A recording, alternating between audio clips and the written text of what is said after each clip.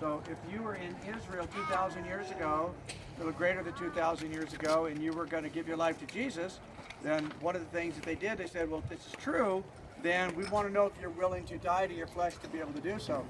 And so if you want to die with Christ and be willing to go through that, to be resurrected with him, we want you to be baptized.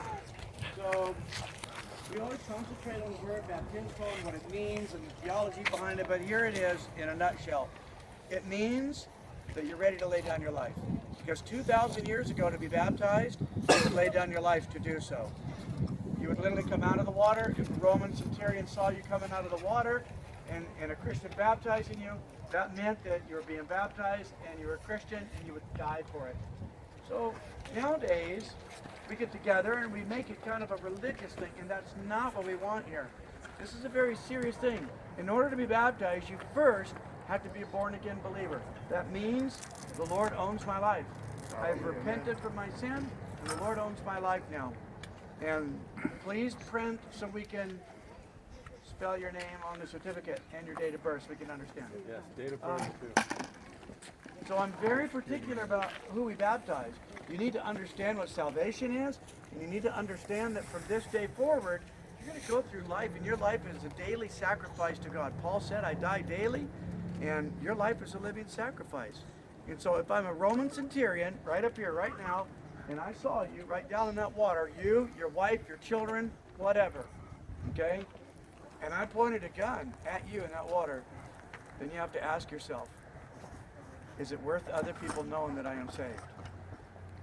Okay? And if it is, let's baptize. Let's do it, because I'll tell you what, in the United States, it's coming to that. It's going to come to that. I'll guarantee you. It's already getting pretty difficult now, believe it or not. People tease Christians all the time, and they're really getting on them. But in the United States, it's going to come to that. I want you to be dead serious about your walk with God when we do this. We're going to go down into the water. If you haven't signed up, please sign up.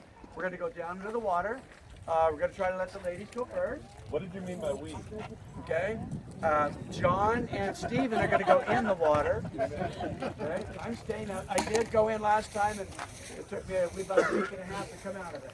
So we're going to go down by the water. John and Stephen are going to go in it.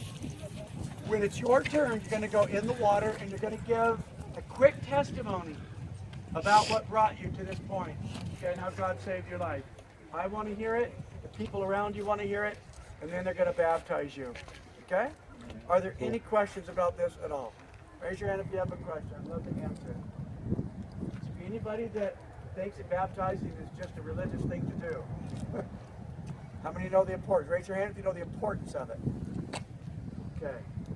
After everybody's signed up here, then we're going to go right down there. The ladies are going to go first, and then the men after the ladies. Good job. When you're done with that side, just flip it over and start a new deal.